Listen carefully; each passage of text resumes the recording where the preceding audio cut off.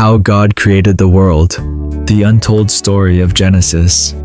1. Before time existed, before the ticking of clocks, before the universe opened its eyes, before breath kissed lungs or stars lit up the black, there was only this: I am. No boundary defined him, no logic contained him, no origin birthed him. He simply was. Long before why and how entered the mind of man, the eternal being stood outside of time, like a mountain unmoved by the winds of change. He didn't arise from the void. He created the void, and beyond it, he hovered. This was not a god born of mythology or imagination. This was being itself, not something that exists, but the very reason anything can exist at all. 2. The breath that shattered eternity. And then, from the eternal stillness, a breath, not a whisper, not a scream, but a command soaked in love and power. Let there be light. And just like that, nothingness broke, like glass under pressure. Darkness fractured, radiance spilled across the canvas of space, and light, the firstborn of creation, began its endless journey. But this wasn't just light, you see. It was consciousness, awareness, order being born. Light was God's first signature, not just illumination, but invitation. An invitation to life, beauty, and meaning. 3. The days were not just days. They were movements in a symphony. Creation unfolded not as chaos, but as composition. Day 1. Light divided from darkness. The beginning of rhythm. The first beat in the music of time. Day 2. The sky, the dome of breath, the womb of air, a space for things to grow and birds to sing. Day 3. Land from water, earth crowned with green, not merely plants, but the archetypes of provision, seed, fruit, tree, the symbols of sustenance and abundance. This wasn't biology. It was a message. Every tree told a story, every river a promise. The earth wasn't just made, it was entrusted. 3. The clockwork of cosmos. Day 4. On the fourth day, God didn't just make the sun and moon. He crafted time itself, seasons, years, sacred cycles. Every orbit a liturgy, every rising sun a reminder. The cosmos became a cathedral, with stars for windows and time for prayers. We think of time as fleeting, but in creation, time was sacred, a gift, a boundary, a rhythm to rest, create, and become. Time was not meant to enslave man, but to guide him. 5. The waters awaken. Day 5. Now, the waters stirred, and into them, God whispered, "Let life come forth." And the oceans roared in response. Creatures erupted. Fins, scales, tentacles, songs, from the plankton too small to see, to the leviathans who ruled the deep like ancient kings.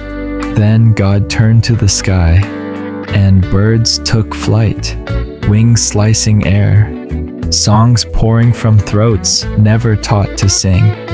But here's the wonder. He didn't just make them, he blessed them. Be fruitful, multiply. This was the first time in creation that God spoke blessing. because life that moves, that breathes, that multiplies, is sacred. 6. The earth receives its pulse.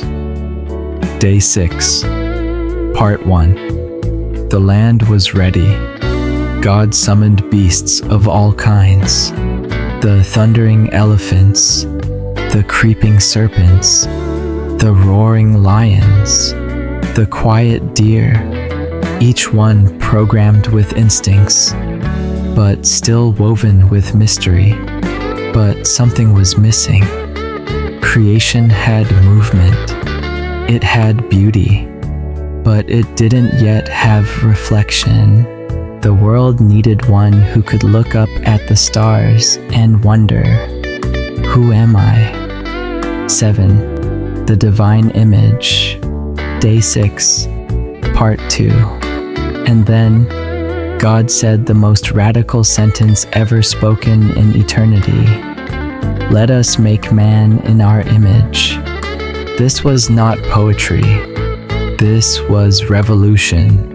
From the dust of the earth, the lowliest matter, he shaped a being that could think, feel, choose, love, and dream. From the breath of the eternal, he infused spirit, consciousness, and purpose. Not a god, not an animal, something new, something beautiful, human, male and female. Not rivals, but reflections, equal in worth, different in design, both image bearers, both sacred. The garden, heaven's first touch on earth. And so God planted a garden, not in the valleys, but on a mountain, Eden, where heaven kissed the ground. There, streams ran from the throne of God. There, trees bore eternal fruit. There, work was joy. There, love was unbroken. And at the center, not a castle, not a machine, but a tree of knowledge, a tree of choice, because love demands freedom, and freedom always carries risk. 9. The gift of dominion, not domination. To humanity, God said, "Be fruitful, multiply, fill the earth, subdue it, rule the fish, the birds, and every living thing." But subdue did not mean exploit. It meant steward, to cultivate, to care, to name, to tend. The world was not a resource. It was a relationship, a living temple, a sacred inheritance given to co-creators. 10. The Sabbath, the sacred pause. On the seventh day, God did something we don't expect. He stopped, not because he was tired, but because he was finished. Creation didn't need more doing. It needed being. And so, God rested. The first Sabbath, the first invitation to breathe, to step back and say, "It is good." Sabbath was not just a law, it was a gift. A reminder that our worth isn't in our productivity, but in our presence.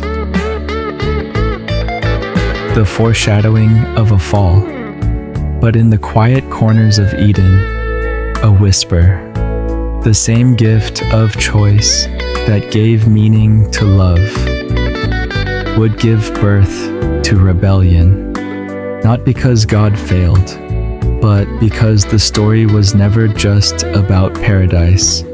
It was about redemption. The fall was not the end. It was the beginning of a deeper tale, A God who would not stay distant, but one day enter his own creation and walk through the dust to find us. 12. The story continues. Even now, you see, the creation story is not just a history lesson, it is your story. Every sunrise reminds you of the first. Let there be light. Every breath echoes the first breath he gave to Adam. Every tree, every star, every moment of stillness, it all points back. You were made with intent. You were shaped with care. You carry his image. You are not random. You are not alone. You are created. And the voice that spoke the world into being still whispers to you, "Come, walk with me."